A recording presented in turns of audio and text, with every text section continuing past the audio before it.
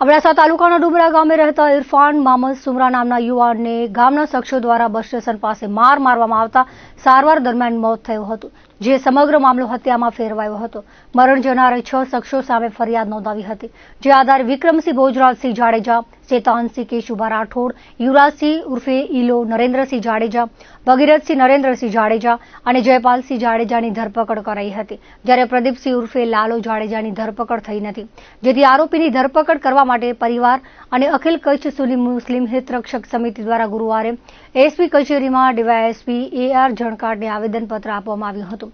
જ્યાં સુધી ધરપકડ નહીં થાય ત્યાં સુધી એસપી કચેરી સામે અનિશ્ચિત મુદતના ધરણા ચાલુ રહેશે તેવી ચીમકી આપવામાં આવી હતી।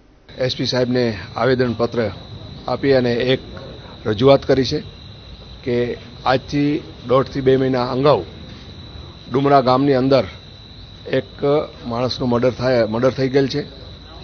એનામાં 6 આરોપી પોતે મરનાર પોતે 6 આરોપીના નામ લખાવી ગયો છે। એનામાં 5ની ધરપકડ થઈ છે અને 1ની ધરપકડ નથી થઈ। આનામાં પોલીસ એકને છાવરી રહી છે એવો આ સીધો ધ્યાનમાં આવે છે। તો આજે અમે આવેદનપત્રથી રજૂઆત કરી છે કે એની તાત્કાલિક ધરપકડ થાય અને નહીં તો અત્યારે 2 તારીખથી એનો ભાઈ ધરણા ઉપર બેઠો છે। કાલથી અમે એવું પણ નક્કી કરશું કે અમારી સમાજ આખી ધરણા ઉપર પણ બેસી શકે છે અને 2-3 દિવસ રહીને જો કદાચ એની ધરપકડ નહીં થાય તો અમે ભૂખ હડતાલ પર બેસી શકશું।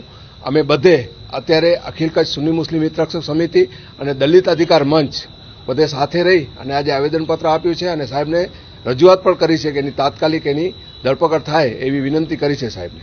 સાહેબે બાંહેધરી આપી છે કે અમે તાત્કાલિક તપાસ કરી અને એની ધરપકડ કરશું એવી બાંહેધરી આપી છે।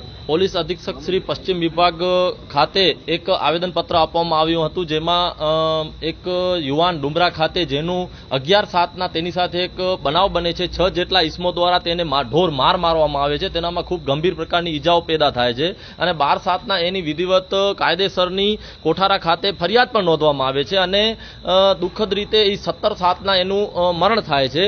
તેના બાદ 6 જેટલા ઇસમોનો એના દ્વારા મરણ જતા પહેલા નામ આપ્યા છતાં આજે 5 જેટલા ઇસમોને એને ધરપકડ થઈ ગયેલ છે, પણ એક જે વ્યક્તિ છે એની આજ દિવસ સુધી ધરપકડ થતી નથી। એટલે 2 તારીખથી એમનો ભાઈ જે સલીમ છે તે પોલીસ અધિક્ષક શ્રીની કચેરીની બહારે ધરણા ઉપર બેસેલ છે, જેનામાં અમે પણ એમની સાથે સમર્થનમાં છીએ।